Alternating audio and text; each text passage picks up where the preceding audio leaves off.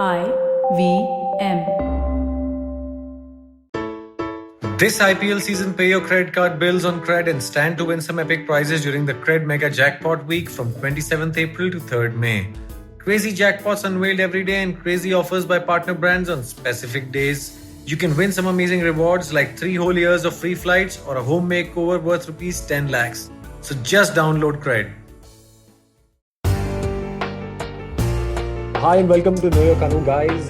This is me, Amber Rana from AM Rana Ventures, and this is continuing our talk and series with the overseas Indian Canadians on the Immigration Podcast, talking about life in Canada per se. And today I have two interesting gentlemen with me. One is Mr. Devrat Bhatia, who's a close friend, a dear friend, and also a professional ally. And then I have Mr. Somas, who's an entrepreneur. And rest I leave up to him to be introduced because, I generally let my guests do that. And that takes away the glory otherwise. So Somas, please welcome to the show. Thank you so much. He's based in Canada. And I like Somas now to just briefly introduce himself to us. Absolutely. Thanks, Amber. Thanks, Dev. Thanks, everyone. It's good to be here, and very good initiative in terms of giving back to the community as far as passing on what kind of tips and tricks there are. To briefly introduce myself, I've been a consultant throughout my career in various capacities in different industries. I was working with Credit Suisse, and then I moved to IE Business School to get some more holistic experience from different sectors. And now here I am in Canada, looking to use my education and use my experience and fly solo, with my enterprise. So that's what I'm doing. So I've helped firms set business or test the waters in Canada in various capacities that they would like based on their resources. And bilaterally, again, Canadian firms that are looking to test the waters in India and UAE. So that's where I'm at and happy to be here. So thanks, guys. Yes, Somas. Thank you so much. That's wonderful. In fact, Somas has been very actively being pursued because he's a busy guy. So today we've been able to place him. And, it's wonderful to have him. And this is all about, giving out to the community, as he said very nicely, that, so many of us want to immigrate due to our own reasons for furthering our future and goals. And it's better to hear from those who have done it rather than an immigration consultant who will tell you half-cooked stories. So, Somas, we'll start with you. Probably just talk about how and when you decided to move to Canada and why was it that you had to move to Canada? Good question. So, well, basically, I was a transient guy, ever since childhood, thanks to my dad being a banker. So we had to, even though the moment I started getting comfortable in a school, I had to up and leave and go to the next school. So I predominantly spent my life in India and then the UK, Spain, Dubai, and Canada. So one of the reasons post MBA, I actually went to Dubai and I started work there with no intention to move. However, on staying there, I realized that, Canada has its values that resonate more with India, UK, etc. In terms of it being a democracy, it's not too structured. It allows you to make your own, carve your own trajectory the way you want. So those are certain very compelling factors that made me choose Canada as a destination, because I see it conducive for a longer term, especially for a young millennial who are used to operating in a certain way. Perfect. So I think most of the people want to immigrate to Canada because of the ease, and as I have studied a bit of Canadian Constitution, so I can vouch for it that the freedom of charter and rights, the way you can actually go about doing your business, it's principally the same as India in common law, but enforced at great levels. The independence of knowing your rights, contesting them, and doing your business, the ease of doing business quotient is really high. And I think it's a land of opportunities for everybody. So, Thomas, how was your experience in setting up and moving to Canada as a newbie, right? And you just moved before the pandemic, I presume, like a couple of years before the pandemic, right? So how was your experience? How was the transition? And what kind of business did you set up in terms of, let's say the challenges, I would say? I mean, of course, we know the nature of your business, but I want to know the challenges you face, because see, here in India, when you set up a business, you have to go through a lot of things, right? So anybody who wants to immigrate to Canada, what would you tell them that when you want to shift your business, what are the things they should look at, and how easy is it to set up a new business there? Well, good questions again. So the ease of doing business in Canada, as you said, is definitely superior to a lot of countries, just because of the fact that they have been able to cement down a process and they don't deviate very much from that process. So it's pretty much automated per se. Well, for me, it took about 2 days to get my business incorporated. And Super. and yeah, I mean, and this was definitely encouraging in the sense that, I do recall when I had to set up my business in India, which I understand now is much faster, but back then my DIN took about, I think, a month. Yes. Yeah, in that sense, it's not too restrictive here. It allows you to, get cracking without wasting time. Also, there are a lot of Canadian policies in place to encourage newcomers, and these are in terms of financial grants given to them, in terms of rebates on the operating expenses that you do for the business. So all of these are factors that make it very compelling to start a business. Now, of course, navigating once you start a business is going to be the challenges are going to be pretty similar to any geography, in the sense that you're going to have to create your target market. Right. Especially if it's a new country, that takes some groundwork, a little bit more background work. The best part about Canada is that each province and each state has its own very organized government touchpoints that you could leverage, and there is no glass ceiling or closed door policies. So the very fact that you could approach a government official and get to know how to navigate and get answers to your pointed questions, that makes it very easy for any first-time entrepreneur to set up business here. Absolutely. Initiatives like Toronto Global, who just offer you free advisory and services to come set up businesses, they don't charge you anything. And similarly, I was talking to Dave the other time on, so many initiatives and policies for youngsters and prospective entrepreneur, female entrepreneur, people from the LGBT community. They have different visions and programs in the provinces. So specifically coming to your line of business, Somas, how has been the experience so far as you did speak about the government help, the hand-holding, the setting up of the business. How has been the experience with the tax authorities, I would say, or with the Ministry of Corporate Affairs as we have in India? Is that cumbersome, or the online compliances help you solve most of your issues? It has been an absolute smooth ride in that sense. Well, of course, now there were some small issues. Now that's not due to the policies, but more so. So, for example, now my name is Somaskandan Jayaraman, and being a TAM Bram, what you do is Dave is pretty well versed with that. That your father's name becomes your last name, right? Yes. And actually, it's not even your last name. So on paper, it's just your first name with two parts.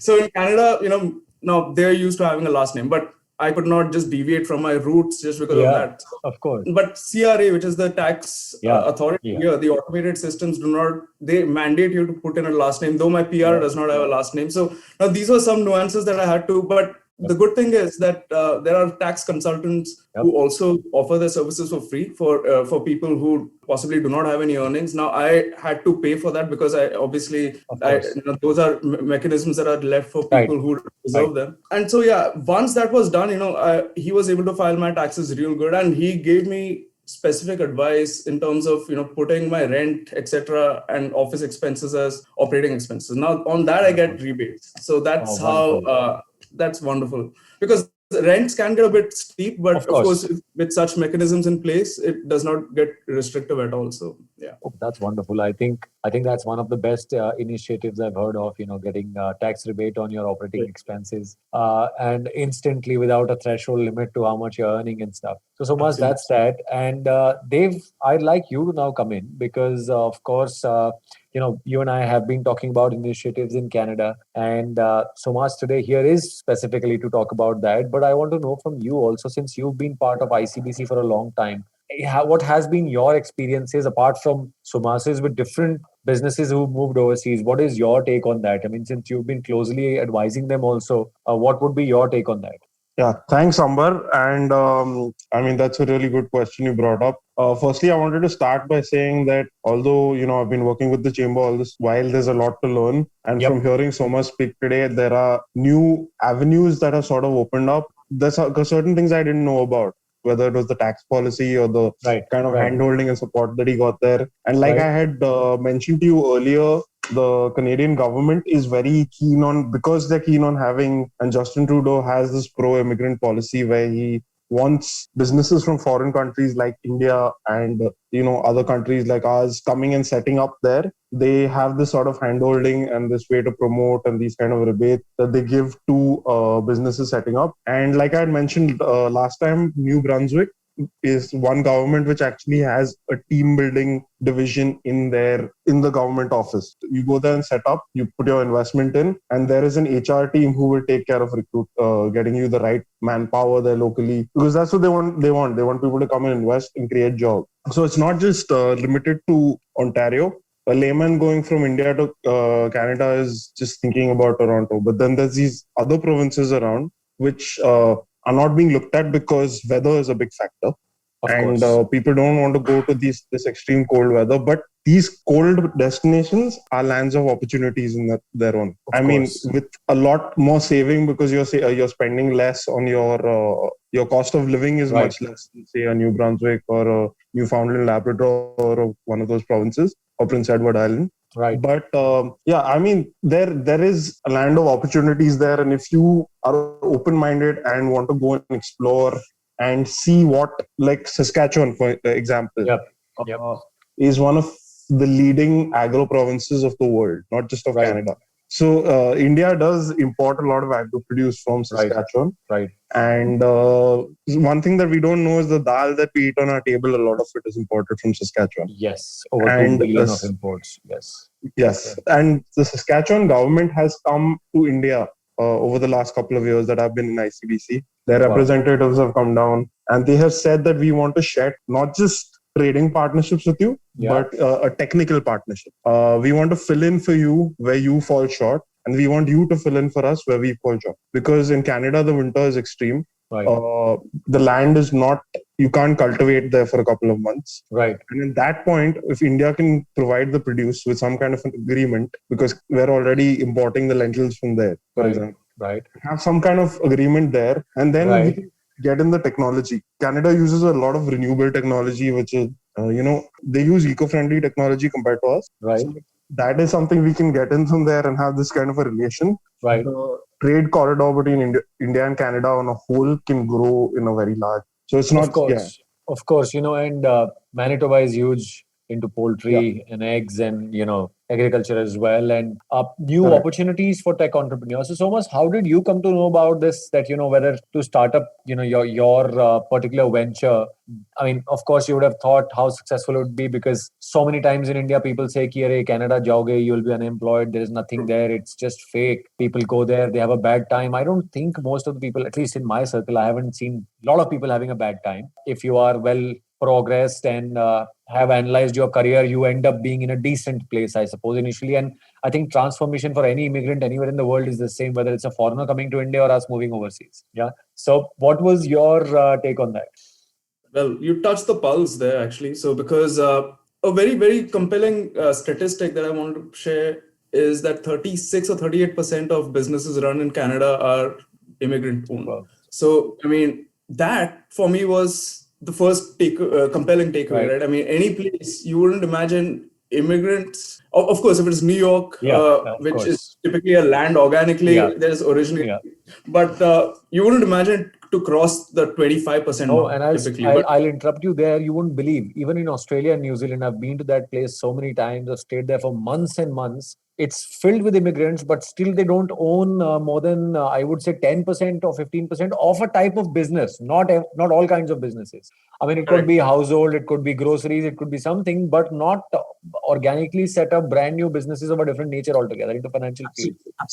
Absolutely. It's a very good point. And that's what makes it so important, immigrants as a community in Canada. Wow. And within the immigrant community also, the Indian ethnicity has contributed phenomenally to the North American businesses, be it US or.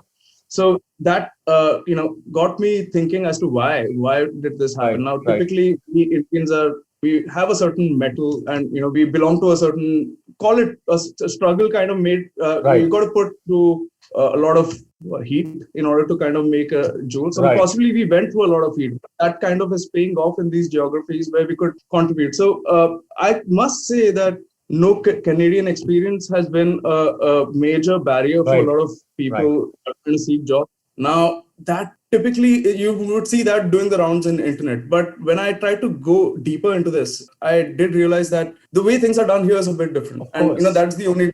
And so sometimes, someone who has been a VP may Yep. need to join an organization at an associate level or senior analyst, and here people They don't care about that, right? They So don't care about your they position. just join. Yes. Absolutely. Yeah. So I know an MD who drives Uber in his part time, just because he has fun driving. So that mindset, I think once it comes to these, even I suffered that syndrome, right? Because when you're used to having a certain decision-making authority or power in a certain organization, then you have to come back from the scratch. It can be a bit intimidating, and not just, it could also be a bit demotivating. Right. But the very fact that if someone's open to this and knows that, here basically volunteering is not something that is frowned upon, but is really, it's a big feather in your hat, and it could allow you to crack an interview with McKinsey or the Big Four, because they really value these skill sets. So someone who is open to doing that, maybe taking a bit of a hit during the first 6 months or 1 year, can really reap the benefits of that initial rigmarole after things pay off. Absolutely. And I'll add a couple of things to that. When I was initially, when I quit, I was with PwC way back. I quit and I started doing when I left the Big Four, I started my initiative. I was podcasting. I was working with NGOs. I work with the LGBT community, and I do corporate training of boards and stuff. And when I applied to Canada initially, just for fun's sake, etc., they really appreciated, more than my professional experiences, the kind of stuff I was doing out of the box, than going traditionally for what I knew as a lawyer. And I have a lot of friends in Canada, trust me, who are superb lawyers, moved from law firms here. Traditionally, the mindset that working in an NGO is a waste of time is actually, to the contrary, very different there. And working with a Canadian team, because I work with a law firm now externally, they are partners there. Dave knows it's Green and Spiegel we are working with. It's a very different experience. You need to know the lay of the land before you work. They don't work like Indians. They don't work 24/7. They don't answer on back-end calls. They work on a structure, a format. So once you blend in, it's a wonderful organization to be in, and especially the fact you made about, where value for what you do is considered irrespective of the position you hold. Because to the contrary, what people feel here, at least all of us have felt this, that I cannot be an Uber driver. I cannot do this. It's a low-paying job. I don't consider it to be equal. It really doesn't matter whether you join as an analyst or as a partner there, because the concept of being a partner is only here in hierarchy, where people feel that they are, I'm almighty and powerful. As a partner, you can't do much also there. I mean, I'm sure you can do stuff, but it is not that you become almighty and you can just go all about, dumping your anger on people. So that's something that's not allowed there. And very rightly put, I'm talking very candidly on this because I've had so many experiences where it's not about the position you hold. They just value the human for what they are doing. Very, very rightly said. Dave, anything you want to add to this? Because Somas has brought up a very nice point for potential immigrants. Yeah, actually, this is a very, very good point, because this is actually something where you said where you two were talking about the Uber driver or a transporter. Yep. This is something we talk to students about, because when students are going there for their undergraduation or their post-graduation, they come with that Indian mentality that I am from a good family background, and doing the job of an Uber driver or of a truck driver is going to lower my status. In Canada, that's not the way they think. And that's what we tell them. We tell them, if you want to be in Canada, you have to think like the Canadians. Technically, if you look at the advantages here, a high-paid employee in one of the top banks in Toronto is going to pay a larger percentage of tax. I don't know the exact percentage of taxation, but Alberta he's going to pay a larger... he's going to pay a high amount of his salary in taxes. Yep, of course. But say he's...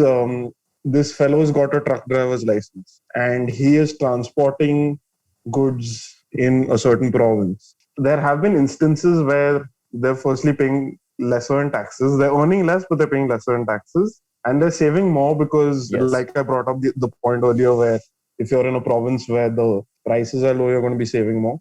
And at the end of the day, they're taking back enough. And if they've got a family there, they're easily able to support their family because of all these benefits that come in. No, and Dave, as you say, I was reading the income tax manual, when I was at PwC interacting with a client. In fact, Alberta, I think up to $40,000 or $50,000, there's no tax on your salary at all. I mean, it's after that you start getting taxed a percentage. If I'm not correct, this is about 2-3 years back when I was seeing the income tax schedule. And also about the kind of job you do, it's totally, it doesn't matter. And a very good example of it is, of course, Dave, you would be knowing Mr. Stephen Green, who's the founder and owner of the largest Canadian immigration law firm, Green and Spiegel. We'll be talking to them shortly. I've done an episode with them. Their son, Josh, is a 25-year-old young entrepreneur, and he's been fending off for himself, doing some of the other jobs and studying in Australia. And then he's moved back, and he did a lot of jobs. But and he's been talking about his experiences that it really doesn't matter in Canada if I'm Stephen Green's son and I have not done. Yeah, that's. I mean, yeah, I've that's not the worked in brilliant part yeah. of there. And Yeah, I mean, he's like, I've done all kinds of jobs. I mean, it's pretty incredible. And it's incredible. You know, we've been laid off from our jobs because of the pandemic. Yes. But because of that, but although we managed to save enough, we're getting enough to buy time before we get another better job. So in that time, they're doing these kind of jobs, and these kind of jobs that they're doing well at this. And say if you're driving an Uber there, you drive at your own timings.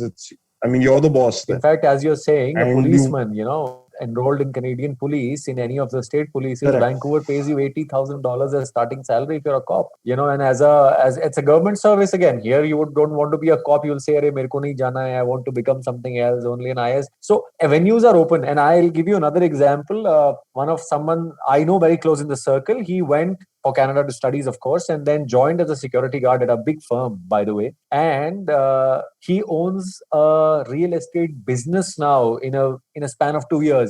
And he made more money as a security guard initially, working 2 shifts or 3 shifts. But the employers were so impressed, they financed him to open his real estate business. That, forget everything else. I'm going to pay you, open your real estate business. And there were people who invested in him. So there are great stories. I mean, not everybody feels, of course, you need a skill set. That's what I tell people. Volunteer, like as Somas is saying, have a skill set. Learn, develop, evolve. Do not only feel that what you know in your office is going to get you somewhere, because everyone's doing that overseas. It's about going that extra mile apart from what you're doing, because in India we professionally think about only just our work. It's only out of the box things also that you need to do, which makes your personality develop, whether it's sports, whether it's your extracurricular activities and stuff like that.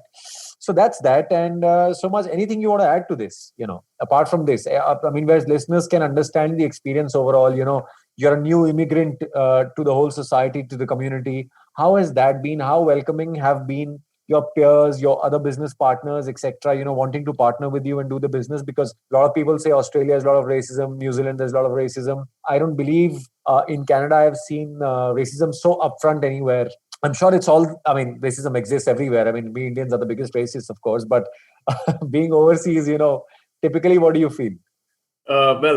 So there was this funny incident that happened to a friend and me. Now, this was one remote corner. Right.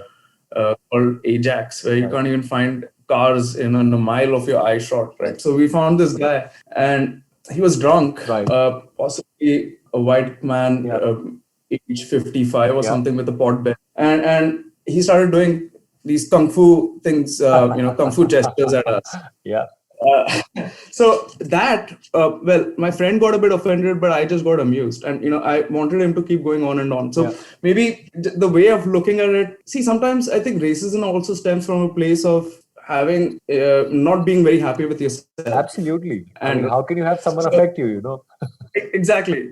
And so I felt sorry for that guy, but apart from that guy, right, I mean, there has been no incident whatsoever. And this was one remote corner. But as you and Dave mentioned, Toronto, Vancouver, now these are typical pockets. Of course, to Dave's point, if someone is ready to, move to Newfoundland, Manitoba, now those are untapped areas which I would encourage Indians to consider, especially if someone's got good manufacturing, background, because these are places where the government would help you. Racism, you would find like bouts of it. But again, that is, you could probably draw a correlation with frustration and racism and COVID and pandemic. Of course. And plus 1 in 5 Canadians have mental health issues. Now, also the one thing which I see, which Canada is possibly needs to step up a bit on, is fostering a bit more on mental health, not just the psychiatrist or shrink route, but also through meditation, wellness, which they are doing now. So these things can happen. But as you said, I think that's not even racism. I would say the verbal racism. I've faced racism. I've been called a Lebanese. I've been called a Turkish fellow. I've been called a Paki in various parts of the world. And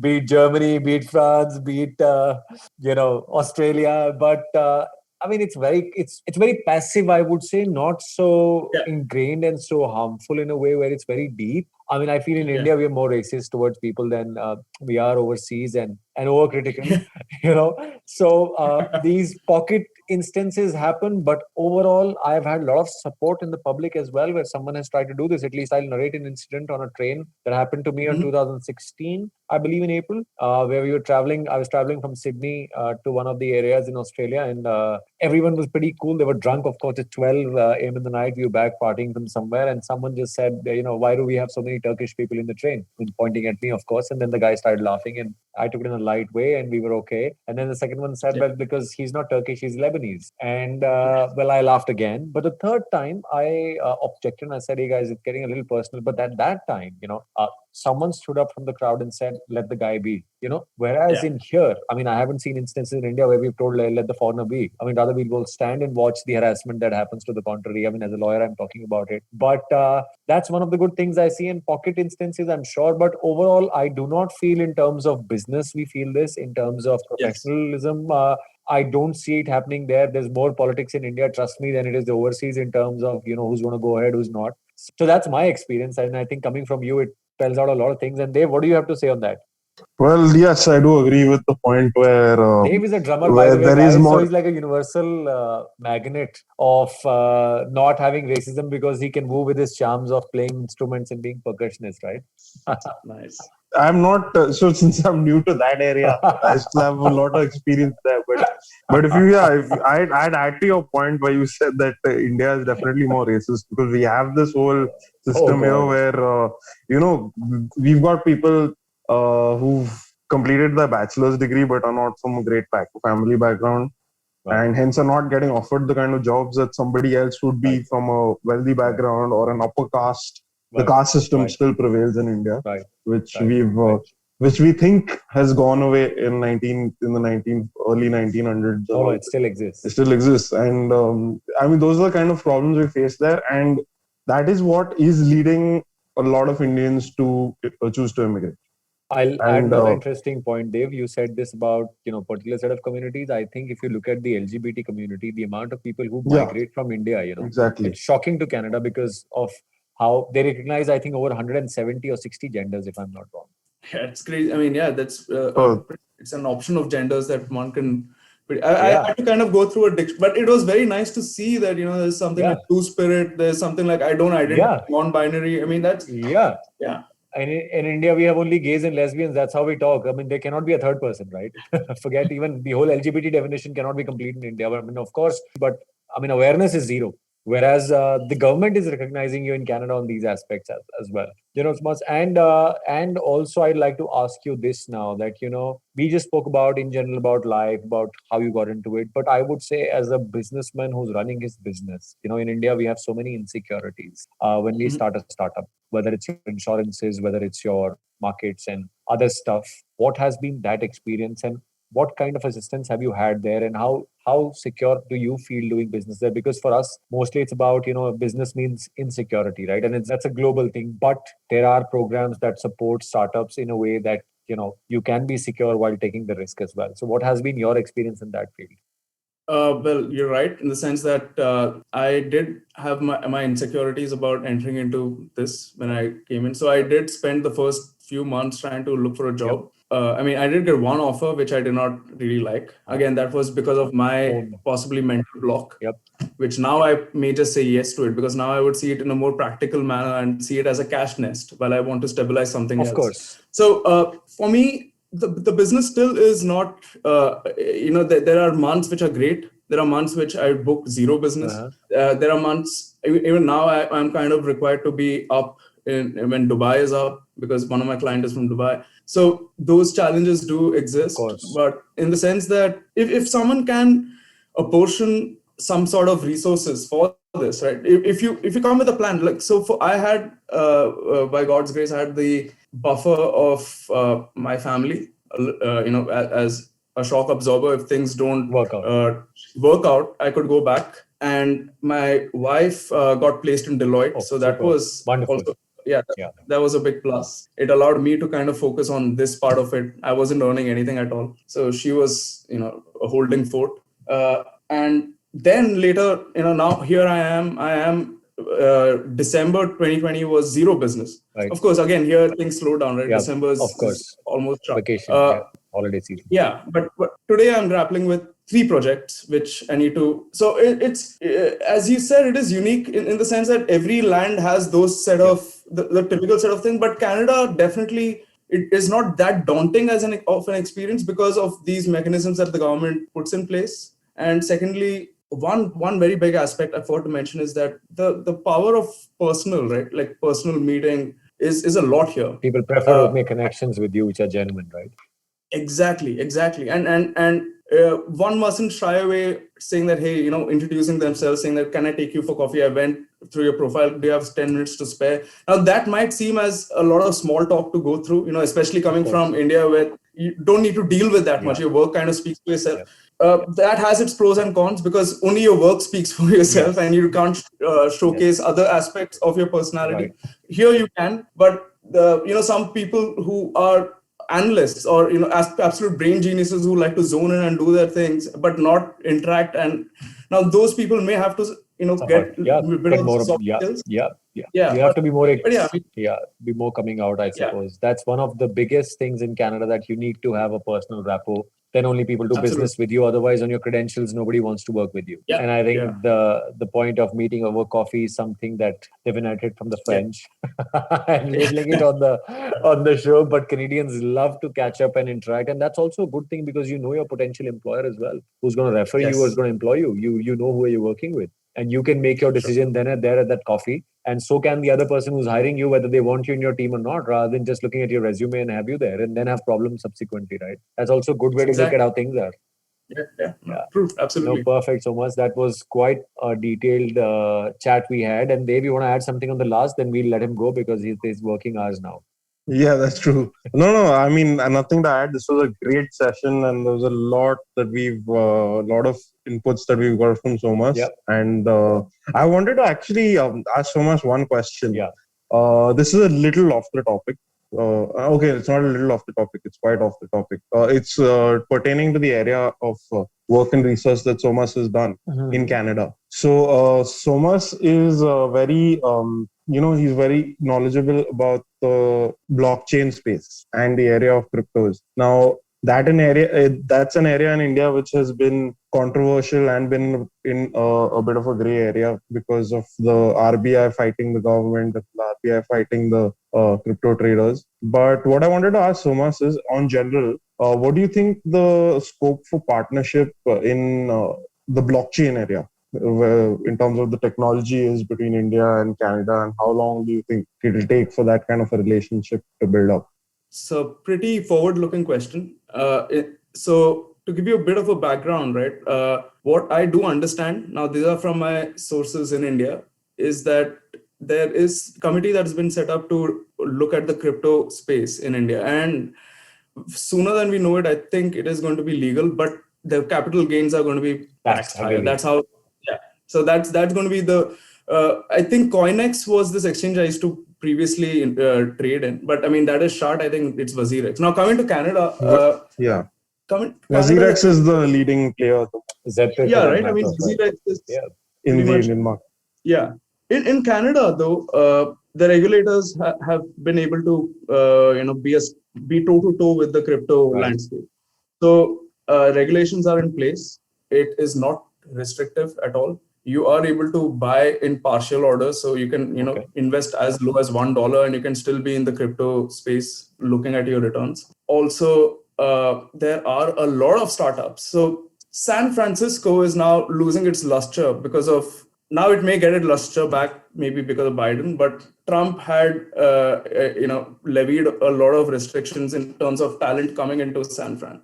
And so a lot of that got displaced directly to Toronto. And Toronto has realized that opportunity cost that San Francisco faced, Toronto benefited out of it.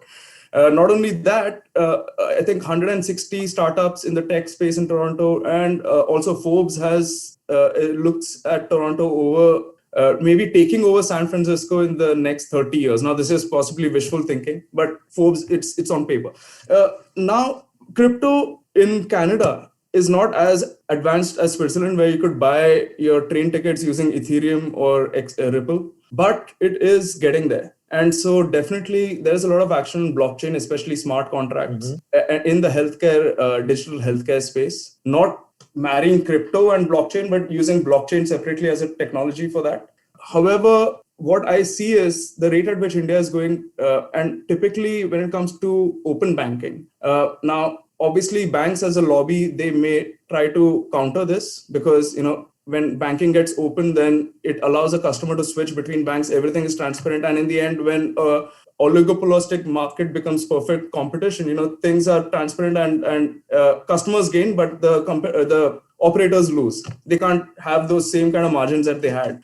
So that could be happening to India. UK has already got open banking. I think Australia is following suit. India, Yes Bank and a few are spearheading this initiative and doing some tests. I think Reliance is also in a big way in this project. But when that comes through, I see blockchain and a lot of fintech companies having to use blockchain in order to facilitate maybe a remittance or a transfer within India or many of these things. So blockchain, I definitely, the way India is going, I definitely see blockchain coming in. Crypto is already legal. Blockchain will be coming in my view, especially in Industry 4.0 when it comes to open banking. Internet of Things, of course, is too exciting domain too. E-gaming is again too exciting. But the first use case application that I see would be open banking for blockchain in India. All right, that's wonderful. Thanks. The reason I actually asked this question is because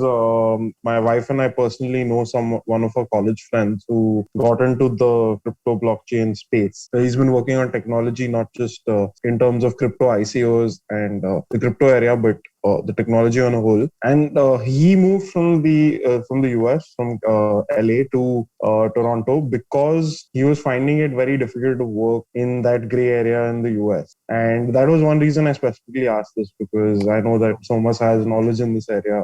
And this is one area that... And crypto, in case, I'm sure I've lost money in crypto, so I know what he's talking about initially when it was unregulated, right? But they've cryptos in US and Canada, at least PwC has ATMs where you can crypto ATMs where you can actually withdraw and use it for purposes, even for payments. And I'm sure India, I don't know, I'm not India sure. Has India actually has ATMs, but not, the ATMs have all been sealed. But the ATMs exist. Yes. But I think the law is to prohibit the existing cryptocurrencies in India and launch their own one. And that's what the government is working on. They're going to ban Bitcoin for sure. And they're going to come up with their own coin, and it's being named something as well. So I'll not make the breaking news come out, but it will be launched soon. Any case, but between India and Canada, if there can be a trade tie on this, it'll be great to see how we process. But I don't see a paradigm where between India and Canada there's going to be a transfer of technology on this front, at least, or sharing of any platform. Maybe globally it's happening. Australia is using it extensively, as is US now, and of course Canada. You're talking, and blockchain is the future, I feel, in terms of gathering data and content. So, any case, wonderful guys. It was superb catching up with you all. And Somas, you've been a wonderful asset to the show today, and so much to learn from you, and looking forward to connect with you off air as well, and in Canada as well when we are there. And of course, they will be joining us then, and they will be joining us for more episodes on the immigration front. And thank you so much for each your contributions. And Somas, how was your experience? I hope you had a fun time with us today.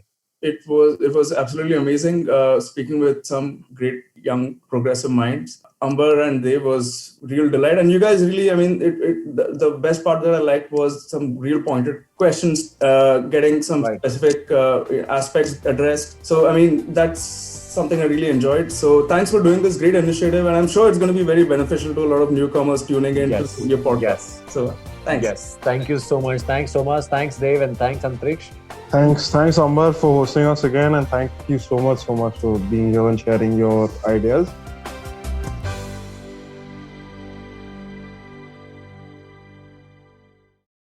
I hope you enjoyed that show. If you aren't following us on social media, please do. We're IVM Podcasts on Twitter, Facebook, and Instagram. We'd like to thank the sponsors on the network this week, thewholetruthfoods.com, Seat, PayPal, and Cred. We thank you all for your support. Tune into The Note, where Maruk Inayat talks to Dr. Bipin Joshi about the second wave of COVID. He calls it no less than World War III.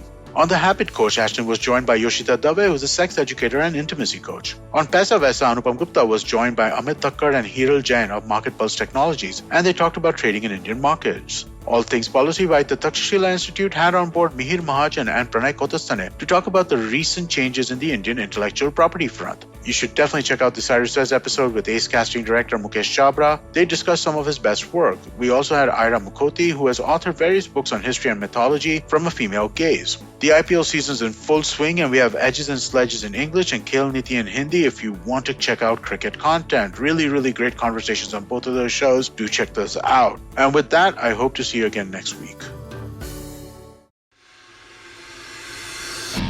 If you love cricket, listen up. The Edges and Sledges Cricket Podcast is here for you. Hosted by DJ, Varun, and me, Ashwin, we bring a fun, fresh fan's point of view to talking all things cricket. Sometimes it's just the three of us, sometimes we have guests, including current and former international cricketers. For new episodes every week, check out the Edges and Sledges Cricket Podcast on the IVM app, website, or wherever you get your podcasts.